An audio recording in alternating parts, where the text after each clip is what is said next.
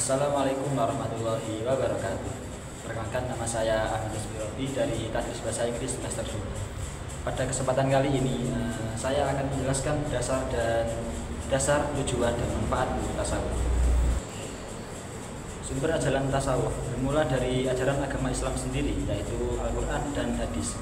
Banyak sekali terdapat dalam Al-Quran maupun hadis yang menjelaskan tentang ajaran tasawuf. Yang pertama yaitu Al-Quran. Dalam Al-Quran banyak pelajaran serta pesan-pesan yang dapat memberikan motivasi bagi manusia untuk bersikap zuhud atau tidak berlebihan dalam dunia. Terdapat dari beberapa ayat Al-Quran menjelaskan tentang hakikat dunia, bahwa dunia ini hanyalah permainan, sedangkan akhirat adalah alam yang kekal. Menurut Al-Quran, hidup sufi yaitu bersifat seimbang dan harmonis, hidup untuk akhirat dan tidak melupakan dunia. Dan misalnya dalam Al-Quran, setelah melakukan sholat, seorang mukmin disuruh melakukan dua hal. Yang pertama yaitu zikir, dan yang kedua bertebaran di muka bumi untuk selalu mencari harta.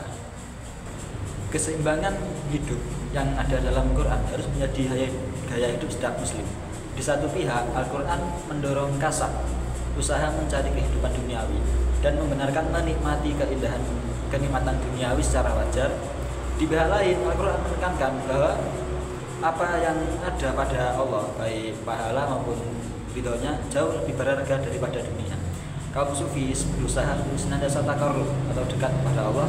Hal ini sebetulnya dalam Al-Quran terdapat ayat-ayat menunjukkan bahwa manusia dekat sekali dengan Tuhan. Di antaranya, jika hambaku bertanya kepadamu tentang diriku, maka aku dekat dan mengabulkan seruan yang memanggil jika aku dipanggil. Dalam Quran surat Al-Baqarah ayat 185. Dengan di atas, Tuhan mengatakan bahwa Ia dekat pada manusia dan mengabulkan permintaan. Oleh kaum sufi, da'ah di sini berarti berseru, yaitu Tuhan mengabulkan seruan orang yang ingin dekat padanya. Dan yang kedua adalah hadis. Hadis merupakan sumber ajaran tasawuf setelah Al-Quran, sebagaimana dalam hukum ajaran Islam. Sumber tasawuf juga dapat dilihat dalam kerangka hadis. Salah satu hadis telah mengutip sejumlah nas yang berhubungan dengan ajaran-ajaran tasawuf dan menjelaskannya. Muhammad Abdullah Asyarqawi mengatakan, awal mula tasawuf Islam dapat ditemukan semangat rohaninya dalam Al-Quran, sebagaimana juga dapat ditemukan dalam sabda Nabi Muhammad SAW, baik sebelum maupun diutus sebagai Nabi. Awal mula tasawuf Islam juga bisa ditemukan pada masa sahabat Nabi SAW beserta para generasi sesudahnya atau tabi'in. Sedangkan Abu Nasr al-Sirot al-Tusi mengatakan bahwa ajaran tasawuf pada dasarnya digali dari Al-Quran dan As-Sunnah, karena amalan para sahabat tidak keluar dari ajaran Al-Quran dan As-Sunnah. Menurutnya, para sufi atau orang-orang yang menggeluti tasawuf selalu membentuk kepribadian, akhlak karimah, kerinduan kepada sang holik serta kecintaan kepadanya, ma'rifah dan suluk, serta selalu melatih rohaninya agar realisasinya kehidupan intim bersama Allah Subhanahu wa taala sesuai Al-Quran dan As-Sunnah. Lanjut ke tujuan tasawuf. Tujuan terpenting dari bertasawuf adalah agar pelakunya bisa sedekat mungkin dengan Allah Subhanahu wa taala. Sedangkan karakteristik dari tasawuf bisa dilihat pada 3 poin. Yang pertama yaitu tasawuf bertujuan untuk pembinaan pada aspek moral. Aspek ini fokus pada tujuan mewujudkan kestabilan jiwa seimbang, penguasaan dan pengendalian hawa nafsu, sehingga seorang sufi bisa konsisten dan komitmen hanya kepada keluhuran moral. Tasawuf yang bertujuan seperti ini pada umumnya bersifat praktis. Dan yang kedua, tasawuf yang bertujuan untuk ma'rifatullah melalui penyingkapan langsung dan metode al-kashf al-hijab. Tasawuf jenis ini sudah bersifat teoritis dan seperangkat ketentuan khusus yang diformulasikan secara sistematis analisis. Dan yang ketiga yaitu tasawuf bertujuan untuk membahas bagaimana sistem pengenalan dan pendekatan diri kepada Allah Subhanahu wa taala. Kajian garis hubungan manusia dengan Tuhan dan apa arti dekat dengannya. Ada 3 simbol kedekatan seorang hamba dengan Tuhannya. Yang pertama yaitu dekat dalam arti melihat dan merasakan kehadiran Allah Subhanahu wa taala dalam hati. Jadi dimanapun dan kapanpun orang tersebut berada, dia akan merasa merasakan Allah di hatinya. Yang kedua yaitu dekat dalam arti berjumpa dengan Allah Subhanahu wa taala sehingga terjadi dialog antara manusia dengan Rabb-nya. Dan yang ketiga yaitu penyatuan manusia dengan Tuhan sehingga yang terjadi adalah menolong antar manusia yang telah menyatu dalam iradat Tuhan.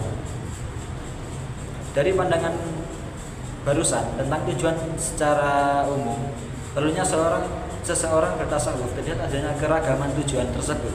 Namun bisa dirumuskan bahwa tujuan akhir sufisme adalah etika murni atau psikologi murni dan atau keduanya secara bersamaan. Yaitu pertama penyerahan diri sepenuhnya kepada kehendak Tuhan karena dialah penggerak utama dari semua kejadian alam ini. Kedua, penanggalan secara total semua keinginan pribadi dan melepaskan diri dari sifat-sifat jelek yang berkenaan dengan kehidupan duniawi yang diistilahkan dengan al-fana. Dan yang terakhir, peniadaan kesadaran terhadap diri sendiri serta memusatkannya pada perenungan terhadap Tuhan saja. Manfaat utama ilmu tasawuf adalah ketenangan batin. Salah satu manfaat utama yang mencapai kedamaian dalam diri dengan berzikir dan melakukan ibadah dengan penuh kesadaran. Seseorang dapat merasakan ketenangan dan kedamaian batin meskipun di tengah-tengah hidup yang penuh tantangan dan stres. Peningkatan kualitas ibadah. Tasawuf mengajarkan ibadah yang bukan hanya segera dilakukan secara lahiriah, tetapi juga dengan penuh kesadaran dan khusyuk. Ini membantu meningkatkan kualitas ibadah seorang muslim, menjadikan lebih mendalam dan bermakna. Pembersihan hati dari sifat negatif.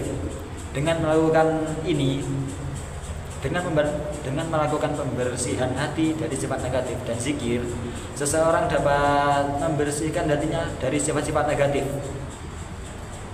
kebencian, iri, hati, dan sombong, serta menggantinya dengan sifat-sifat terpuji yang mendekatkan diri kepada Allah. Mencapai keseimbangan dalam kehidupan. Ilmu tasawuf juga membantu seseorang untuk menemukan keseimbangan antara kehidupan duniawi dan ukhrawi. Seseorang yang mengamalkan tasawuf akan lebih bijaksana dalam menghadapi masalah dunia dan selalu ingat bahwa tujuan akhir hidup adalah untuk beribadah kepada Allah. Memperbaiki hubungan sosial dengan mengamalkan sifat-sifat luhur seperti tawadhu, sabar, dan kasih sayang. Tasawuf juga membantu memperbaiki hubungan antara sesama manusia. Seseorang yang mendalami tasawuf akan lebih mengutamakan hubungan yang baik dengan orang lain dan lebih mudah memaafkan. Meningkatkan kualitas jiwa. Tasawuf meningkatkan pentingnya kesadaran diri dari pengendalian diri yang pada gilirannya dapat meningkatkan kualitas jiwa. Dengan mengenal dan memperbaiki diri, seseorang dapat menjadi pribadi yang lebih baik di hadapan Allah maupun di hadapan sesama. Jadi kesimpulannya yaitu ilmu tasawuf bukan hanya sekedar pengetahuan teoritis, melainkan lebih pada praktek yang berfokus pada pembersihan hati, pengendalian nafsu, mencapai kedekatan dengan Allah dengan tujuan utama untuk meraih kebahagiaan dunia dan akhirat. Tasawuf memberikan manfaat yang mendalam bagi setiap individu yang mengamalkan baik dalam kehidupan spiritual, psikologis maupun sosial. Sekian penjelasan dari saya. Apabila terdapat kesalahan dalam berbicara atau dalam penjelasannya, saya mohon maaf yang sebesar-besarnya. Sekian dari saya. Wassalamualaikum warahmatullahi wabarakatuh.